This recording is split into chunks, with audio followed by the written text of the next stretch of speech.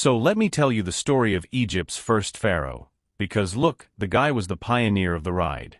Imagine Narmer or Menes depending on the day, like, guys, let's stop this bullshit between Upper and Lower Egypt, it's a mess here. And that was how he decided to unify the country, becoming the first of all pharaohs. Of course, it wasn't just sitting on the throne and having drinks by the Nile. The guy had to find a way to bring people together and still launch fashion with a super stylish double crown. Want to know more? I'll tell you right away, it's awesome.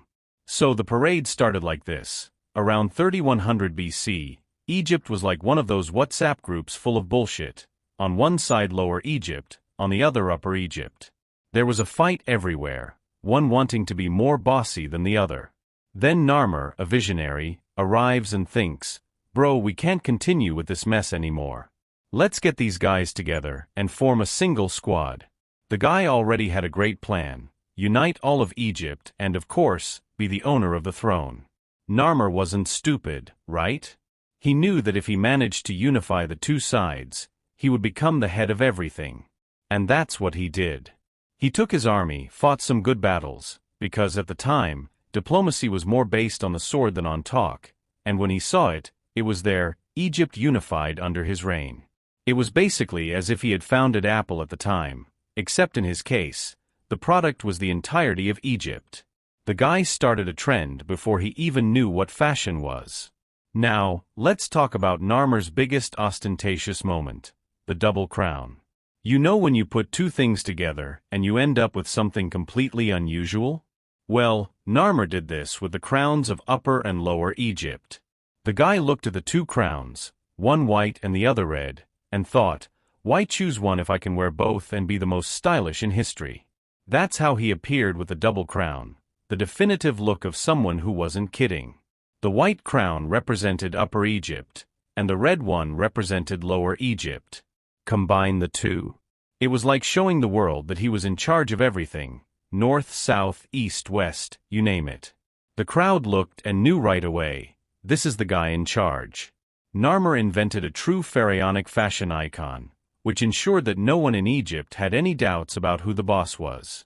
If he had Instagram back then, he would have been posting stories with the hashtag. Of course, it wasn't just a question of style, no. This crown symbolized the unification of Egypt and the beginning of a new era. Just imagine, the guy not only won wars, but also managed to launch a trend that lasted for millennia. Narmer, in addition to being a warrior, was a marketer.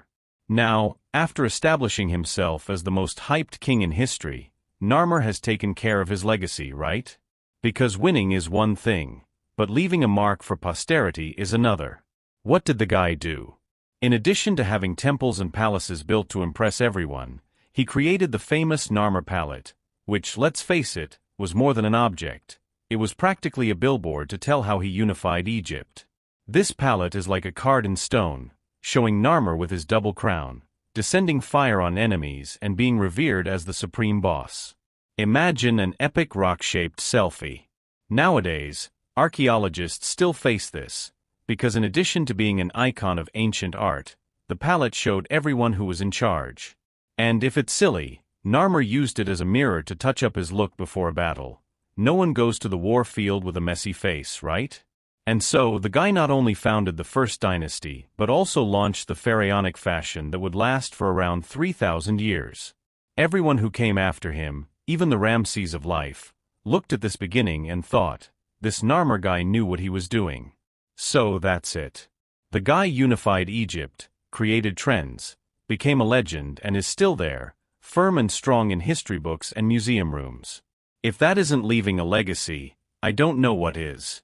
So this is today's video. If you liked it, subscribe to the channel so you don't miss the next videos and leave a like. See you in the next story.